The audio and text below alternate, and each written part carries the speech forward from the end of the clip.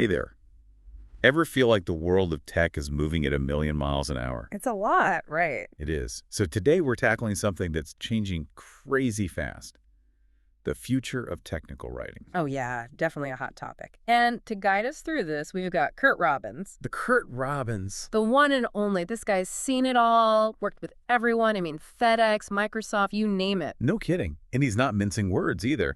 Robbins is calling this a full-on revolution in technical writing. Yeah, he's not talking about just like a little update here, new software there. He's saying how people are taking in information. It's fundamentally different now. Okay, so it's a revolution, but what does that actually look like? What's changing? So Robbins breaks it down into a few key trends. And the one everyone's freaking out about, understandably, is AI. Right. The robots are coming for our writing jobs. Or are they? It's the big question, right? But Robbins actually makes a really interesting case for AI as a helper, not a replacement. Like a superpowered writing assistant. Exactly. Imagine this. What if, instead of you spending hours on research, on putting together a first draft, the AI could do a lot of that heavy lifting for you? Okay, now that sounds pretty good. Right. And it could even tailor that draft to a specific audience. Pull in the latest data, maybe even suggest images or graphics. So you're freed up to do the stuff only humans can do. Exactly. You're making sure it's accurate, telling a compelling story, really making that information hit home with the reader. I like the sound of that. Does Robbins have any examples of, like, real companies using AI this way? He does. He talks about this team over at Microsoft. They used AI to help create the documentation for their APIs. Oh, okay. Mm. For those of us who aren't, tech wizards, what exactly is an API? Good point. APIs are like messengers. They're how different software programs talk to each other. Like when you're online shopping and it processes your payment, APIs are working behind the scenes. Oh, okay. So they're kind of like the language of the internet. Exactly. And good documentation, like instructions, are super important for developers who are using those APIs. But writing it all out, super time consuming. So the AI swooped in and saved the day. Pretty much. It analyzed their existing code, figured out all the key parts, and bam, generated a first draft of the documentation. Wow. So the human writers could just focus on making it, human readable. Exactly.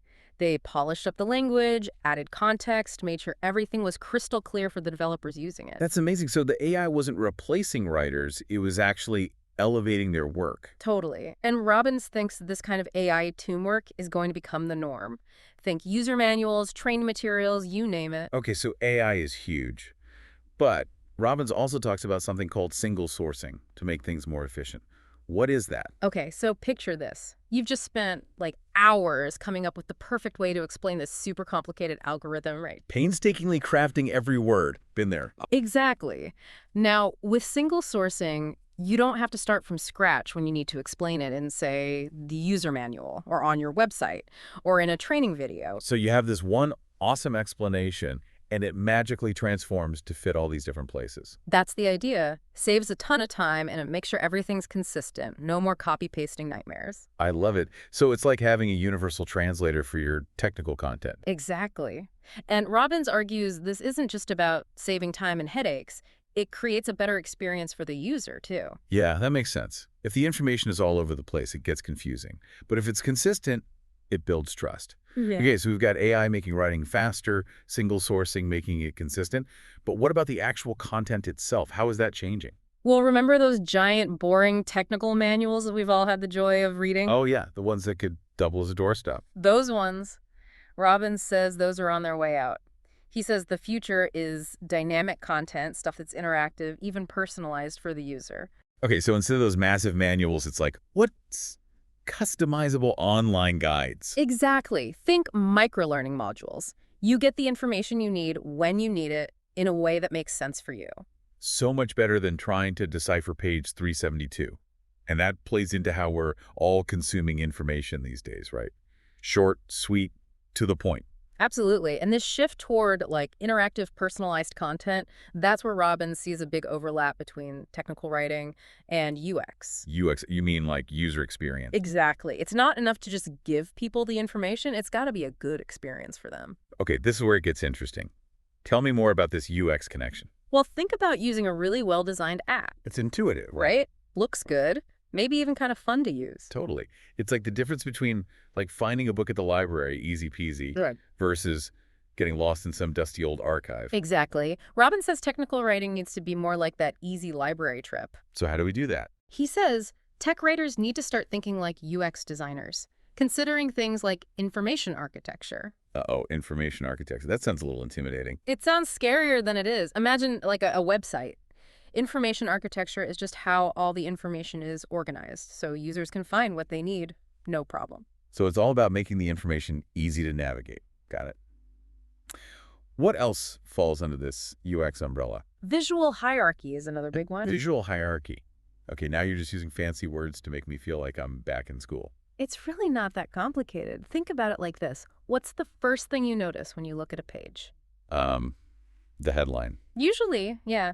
Especially if it's big and bold. That's visual hierarchy. You're using different sizes of text, different colors, maybe some cool layouts, all to guide the reader's eye. Oh, okay. It's not just what you're saying, it's how you're actually showing it on the page. Exactly. And Robbins points out that all this emphasis on user experience, it ties into something else that's super important in good technical writing. Accessibility. Accessibility meaning making sure the content works for people with disabilities. That's a big part of it for sure. But it's also about recognizing that people learn in different ways. Some folks, they're happy to read a whole manual, top to bottom. Others, they need visuals or audio. So it's about giving people choices, different ways to access the information. Exactly. Robbins talks about using a wider range of formats, like adding audio and video, not just relying on text all the time. Makes sense. I mean, audio would be a game changer for someone who's visually impaired or someone who wants to learn while they're commuting. Exactly. And video, super helpful for things like step-by-step instructions. It's one thing to read about how to put together, say, a bookshelf. It's way easier if you can watch someone actually do it. Oh, absolutely. Sometimes you got to see it to believe it and to understand it. It feels like this future of technical writing, it's all about adapting, isn't it? Yeah, it absolutely is. New tech, new ways of taking in information, the different needs of all these different users. And Robbins has this great point about all of this. He says, yeah, the technical skills are important, knowing your stuff, but what's going to really make a tech writer stand out in the future, it's the human element. Okay, I'm listening. What does he mean by the human element exactly? Things like creativity, empathy, and strategic thinking. The stuff AI can't really do yet. So, where does that leave us? The technical writers of today trying to navigate this revolution. It feels like we're all standing on the edge of this wave wondering what's next. And Robbins, he doesn't pretend to have all the answers, but he gives us this really interesting challenge, instead of being afraid of what's coming, he says, figure out what you bring to the table. Like, what makes you good at this? So not just, can I write a decent sentence, but what are my superpowers as a communicator? Exactly. What are those uniquely human skills that AI can't replicate? Maybe you're amazing at explaining really complicated stuff in a way that just clicks. Or you're really good at putting yourself in the user's shoes, feeling their pain when they're struggling with something. Feel seen. Or maybe you can take a technical topic and spin it into a story that people actually want to read. It's funny, we started off talking about AI and automation, but this is actually kind of hopeful. It totally is, because it means that even with all this crazy technology, there's still a need for human creativity, for ingenuity. And maybe even more so now, right? Because the more complex the tech gets, the more we need people who can explain it in a way that makes sense. 100%. We're not just writing instruction manuals anymore. We're shaping how people understand this technology that's changing everything. It's a big responsibility. It is. But it's also exciting. It's like, we get to be a part of this. Exactly. And who knows what amazing new tools are right around the corner. The important thing is to stay curious, keep learning, don't be afraid to try new stuff. That's such great advice. And I think that's the perfect note to end on. We've definitely given our listeners a lot to think about today. So until next time, keep diving deep, everyone.